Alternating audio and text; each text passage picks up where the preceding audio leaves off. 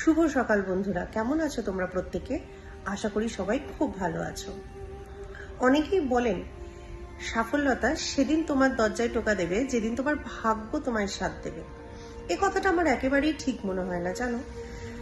কারণ আমার মনে হয় সফল তুমি সেদিন হবে যেদিন তুমি প্রাণ ভরে স্বপ্ন দেখবে, যেদিন তুমি নিজের উপর ভরসা রাখবে আর এই সফলতা অর্জন করার জন্য কঠোর পরিশ্রম করবে।